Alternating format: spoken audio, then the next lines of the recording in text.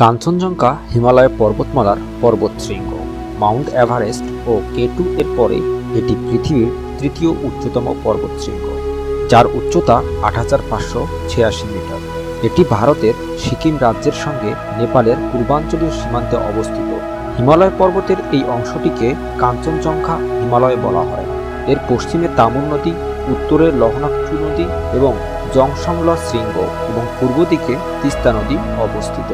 Kanchenjunga Mount এভারেস্টের ১২৫ kilometre পূর্ব দিকে অবস্থিত। এটা হিমালয়ের তৃতীয় উচ্চতম পর্বতশৃঙ্গ। এর ৫টি মূল শৃঙ্গের মধ্যে ৩টা মুখ্য, কেন্দ্রীয় এবং দক্ষিণ। ভারতের উত্তর সিকিম জেলায় এবং নেপালের সীমান্তে অবস্থিত। বাকি দুটি শৃঙ্গ নেপালের তাপলেজুং জেলায় অবস্থিত। কাঞ্চনজঙ্ঘা মুখ্য ভারতের সর্বোচ্চ শৃঙ্গ এবং একদম পূর্ব দিকের পর্বতের মধ্যে ৮০০০ মিটার এর অধিক উচ্চ। ৫টি পর্বতচূড়ার কারণে একে তুষারের ৫টি ঐশ্বর্য বলা হয়। দার্জিলিংয়ের স্থানীয় লোকেরা একে পবিত্র বলে মনে করে।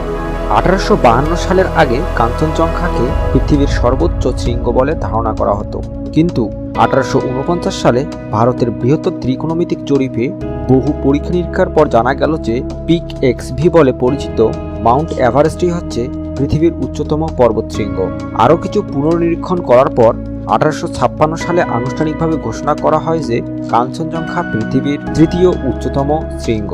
১৯৫৫ সালের ২৫শে মে ব্রিটিশ পর্বতারোহী দলের সদস্য জোয়ে ব্রাউন এবং জর্জ ব্রান্ড কাঞ্চনজঙ্ঘা আরোহণ করেন। তাদেরকে সিকিমের ধর্মগুরুর বিশেষ অনুমতি নিতে হয়েছিল এবং এর কোনো মর্যাদাহানি করবে না চুক্তিবদ্ধ করে পর্বতারোহণ করেছিল।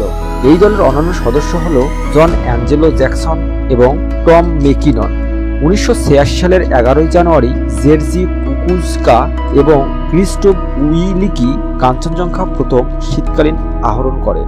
কাঞ্চনজঙ্ঘা শব্দটি শুনে তৎসম কাঞ্চন যোগ জঙ্ঘা মনে হলেও আসলে নামটি সম্ভবত স্থানীয় শব্দ কাং সেং জেং গা থেকে এসেছে। তার বই ম্যান অফ এভারেস্ট এ লিখেছেন, তুষারের ৫ ধন দৌলত। এটির ৫ চূড়া আছে, তাদের ৪টি উচ্চতা ৮৪৫০ মিটারের উপরে।